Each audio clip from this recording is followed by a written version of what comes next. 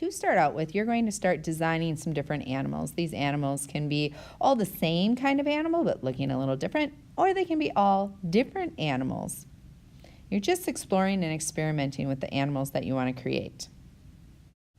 Once you have a good selection of animals that you have created, some good characters, you're then going to bring this to the next step. So we're going to pick our favorite one, and you're going to recreate that several times on another sheet of paper. So as you can see, I have the same shape over and over and over for the fox that I chose. This is the first step that you're going to make, that similar shape over and over.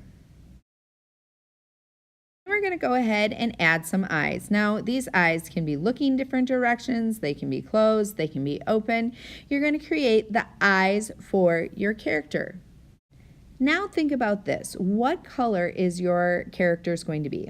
Are they all going to be the same colors, or are you going to have different colors on each of your characters? Either one is going to be fine. Eventually, we're going to create a shape behind your animals. So what is that shape going to be? Is it going to be an organic shape, a geometric shape? You get to decide what will be behind your beautiful creatures. And finally, on your creatures, you can decide if you're going to include any extras. That might be glasses or sunglasses or hats, anything that's going to make your characters a little bit more interesting, or you can go ahead and just leave it as is. So I have a piece of paper, a high quality piece of paper. This is a little bit heavier weight, and this happens to be multimedia or watercolor. I have a pencil, a Sharpie I'll need later, and a piece of tag board as well as a scissors. The first thing that you're going to do is decide what shape you want around each of your characters. So I'm going to create a tracer basically, and I want to cut off very, very little of my edge because I want this shape to be fairly big. Okay, kind of made this blobby looking rectangle. This is going to give me the opportunity to make 1, 2, 3, 4 probably. So I'm going to go ahead and, I could probably, if I went 1, 2, 3, 4, 5, maybe.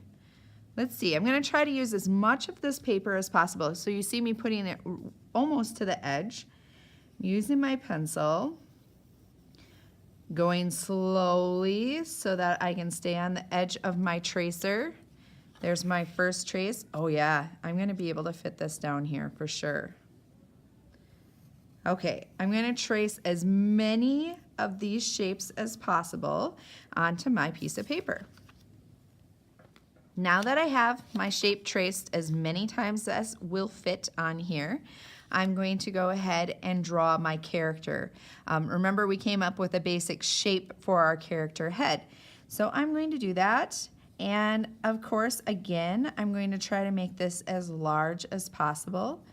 So I'm using quite a bit of the shape.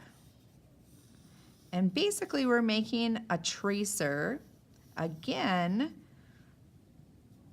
So this isn't the final work, as if I go outside of the lines a little bit, it's not a big deal. Or like you can kind of see I'm doing kind of a sketchy work.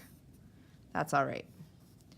I want to get that basic shape of my character drawn in. Okay, this looks good. Now again, I'm going to go ahead and cut that shape out to create a tracer.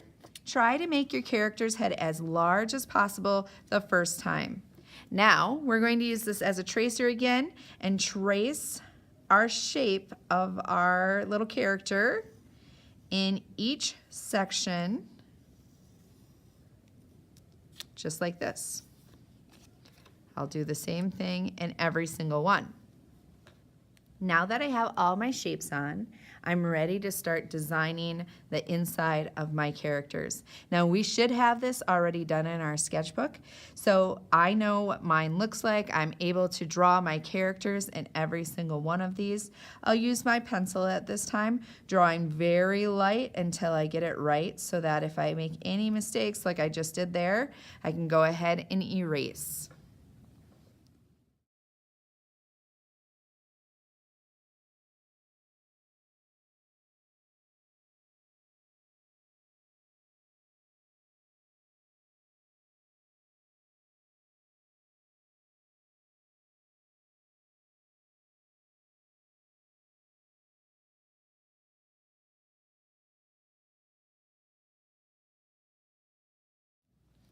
As you can see, all of my characters have been drawn now inside my backgrounds.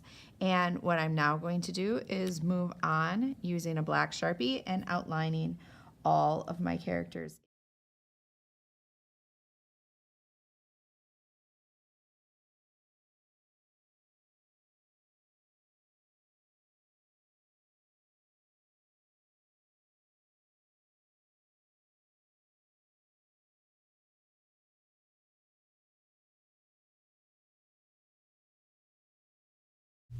A good way to make sure that you haven't missed any lines is to erase any pencil lines that remain. This is really going to highlight any spaces that you might have forgot when you were outlining. Now that my characters are completely drawn and outlined, it's time to add some color.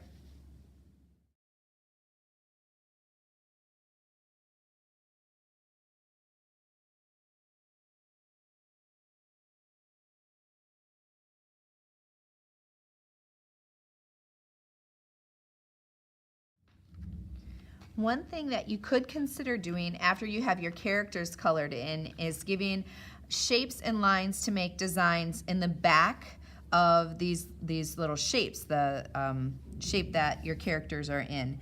So here I'm just going to give this a couple of polka dots. You also have an option to color in this with your crayons the entire space. Or what I'm planning on doing is using some watercolor for the background. So I'm using my shapes and lines because I know that that's going to create a resist for my watercolors. And then I'm going to fill in the rest of this white spot, these white spaces with some watercolors. I'm going to use some watercolors. I'm actually using liquid watercolors to fill in the space around my character. Now, because I used some crayon to make some designs around my character, the crayon should actually resist, which means push off the watercolor. If you notice that it isn't, it's good to have a paper towel around, and very carefully you're going to dab, which means press down and bring back up the watercolors. Now use a different portion when you're going to go ahead and dab again. You don't want to keep using the same part or it will start messing up your paint job a little bit. So there we go. I'm going to use the same color for the entire lot of them. So all of them are going to have this kind of orange color going on in the background to make sure that they fit together, that it unifies my picture a little bit. I also want to mention that it is okay if you're going outside of your lines out here because we'll be cutting these shapes out.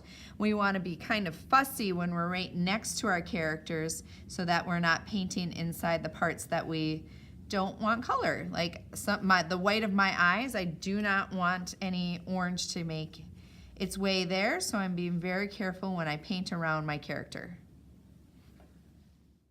I used some liquid watercolor to create the background, and that allowed these guys to dry.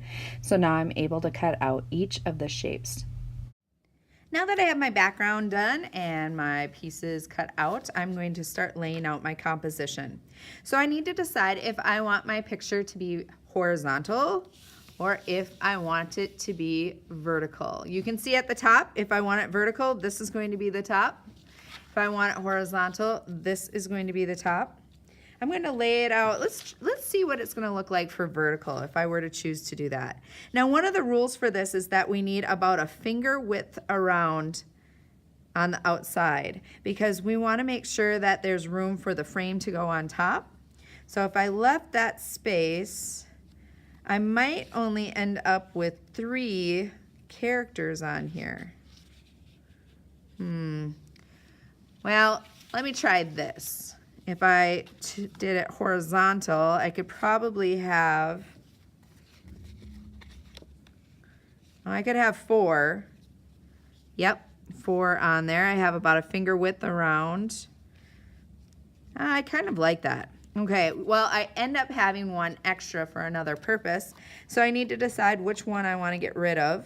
I think I'm going to exchange this one for this one. And then I'm looking at this and I think, oh, 2 closed eyes, 2 open eyes. Maybe I can balance that out by doing this. Maybe I want to switch these two. Yeah, okay, this is my decision. This is how I want to lay out my composition.